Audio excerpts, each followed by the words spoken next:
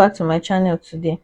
Pere and Ike, they don't finally settle. As we all know, two of them I date Messi Ike before, so that relationship between Pere and Messi Ike can cause a little bit of rift between the both of them. And also Pere don't come out, can reveal to say all the BBN winners wey don't win since BBNaija start, say none of them deserve their win. So of recent, Pere movie wey be say be the silent intruder, the thing dey go air for cinema on the 9th of February, which is next month wey be say dey come so. So now on the 9th of February, na be say the silent intruder go dey air for cinema. So im don dey promote the movie since, dey advertise am, dey do everything. So today im give out the box, that box wey be say dey give, I don't know wetin dem dey call am, una fit tell me later.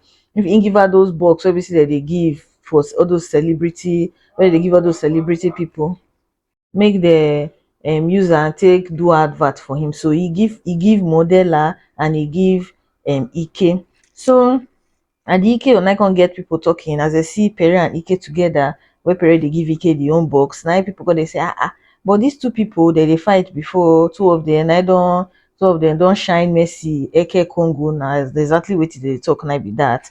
So most of them they use the thing, they laugh, all those type of thing. Some people thought they accuse Pere to say since he and Messi Eke don't get problem, he won't go make friends with Messi Eke enemy, all those type of thing. I not see a reason why people they reason like that. All these men most times, they behave like us women. Where we say if person wrong us, we'll keep her for mind. Men most times they see all those rivalry where we say they see. Two men fit argue finish today, tomorrow you go see two of them they drink for bar. So that's just how it is with them. No be say two of them date the same woman for inside the house. Ike and Pere, shey na two of them na dey plot all the whole things wey be say dey plot for Big Brother Naija All Stars. They were actually friends inside the house. So him dating Pere dating Messi Eke no fit really spoil the relationship wey be say he and a friend wey be say they call Ike get. So make everybody rest. If you dey watch this video and you never subscribe, abeg subscribe, like this video, help me drop the comment for the comment section below, and also help me share this video. Una thank you. So onto Pere interview where we say him do. So for the interview where we say Pere do, the interview they say na celebrity quickies, now they call am. There he say all the winners starting from Lekon, Miracle, wetin they call am, Messi Eke, Whitemoney, Lebaye, Phyna, Miracle. Wetin be that first guy name? I no fit pronounce that Hausa boy name, but una go know one na. All of them, he say none of them deserve the win wey be say they win. So in come out, he come dey explain to say, according to him, his experience for the Big Brother Naija All Star season was a roller coaster for him. And no roller coaster now, that thing wey be say they turn around, people go dey turn around, your eye go dey turn you, everything they try to explain. So he can say he get different encounter with different people. The experiences give am something to think about. Overall, the thing wey be say the experience is given as something good. Say but if they tell am say make he go back to the Big Brother house, say he no go. The truth with all these Big Brother Naija people, once they come out from Big Brother, all of them will come out make maths that time say they no fit come back for Big Brother Naija, this one. See some of them they still come back for the All Stars. To tell you to say these people na so maths they sabi make. So Pere continue, he can say simply because if he say Nigerians, we Nigerians will not be ready for a reality TV show. So you all know when it comes to Big Brother Naija for Nigeria, it be like swear. You go see them, instead of them to vote for reality TV material, they no go gree you. They go they vote for pity. If they no vote for pity, they go vote for toxicity. If they no vote for that one, they go vote for person wey fine, as in irrelevant things. Maybe Brother Naija fans say they vote for their winner.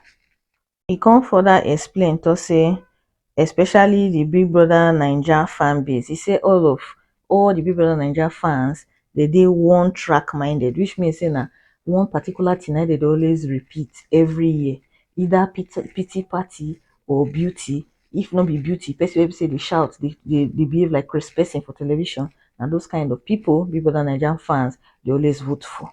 He further explain to say if he really want dey honest with himself, say if Big Brother Naija was a South Africa or American show, say he no go ever believe to say the people wey winner go ever winner. And na the truth. And to look at the South Africa Big Brother Nzanzi that wey be say they do. See the way they treat. Look at Bravo B wey be say they disqualify which day for him. Me, I was actually rooting for that boy. I was actually rooting for him, but see the statement wey be say he make, they remove him immediately because they don't tolerate such there. But Sheyi for our own talk similar things, he still dey for the house. They still dey save and they save am. Make we just see some comments for this his statement wey be say he make for the interview wey be say he do. So the first person cut us a very senseless talk. Once you've been called to a show, you're already eligible to win, being it either ways of winning it. Now tell me, what is so special about him to make him win ahead of the said winners? The truth be say, this person statement, I no go support am because, first of all, Pere give us a shoe. Even though say I no support the way he take blow the wall with that when he and wetin be her name doing they get issues, but I no go lie for you, that blowing of the wall really sweet me inside my body. But no be say I dey support violence, but I enjoy that part. And the scheming too was interesting to watch. Na reality na be that. So I no see anything wey be say dey wrong for inside wetin dey try to talk so. Another person come say Miracle deserve that win. Man won fair and square, no pity vote, no toxicity. Can't say same for the others though. Well, for Miracle, I think Miracle try, yes. He try, he no fight, but left for me, I'm not sure I go watch the show if na only Miracle dey there, honestly, because the boy is very boring. And reality TV show not supposed dey boring, supposed dey interesting, like things wey be say they happen for real life. All of us life dey interesting. As a human being, nobody go to say life not dey interesting. No matter how much of an introvert that you are, your life must actually be interesting. There must be something interesting about you. And I not see that thing for Miracle. Miracle was too quiet for my liking. Another person come say, I'm not even a fan of him, but spot on. BBN is just some bagwagon she with weak-minded people who don't have a mind of their own. They just flock to one direction. Thank you. This person's statement might be the best. If una check am, I don't notice to say once the Big Brother just start like this and everybody, all the housemates just enter inside, the first person where we say people don't start to dey call the name, everybody go follow that person. Say, and that person I go win. Yes. Even some people they not get direction. They not get direction. Anyway, where we say people they go now, they follow. If they go left, they follow, they go left, they go right, they follow, they go right. They don't have a mind of their own. The last person here can say, now why Naija get kill leg now? Una go dey use us compare every damn time. Why honor the invitation for the show twice? Or was he expecting to win? Same thing wey be say I talk. That particular statement wey Pere make to say if they tell am make go back to Big Brother house again, no go. Guy, you go. Not be you, not be all of una come the first time. They tell us say una no go come again. They call una for Ostars, all of una carry una two left leg. Una go the Ostars. May everybody rest. Another person say the last winner no even get entertainment value. And to drink alcohol, cry, fight, and kiss, play victim, death, collect prize. Hooray! Like labor let this person don't finish like this. Una don't get joy, yo. So that one can say Leko Messi deserves it.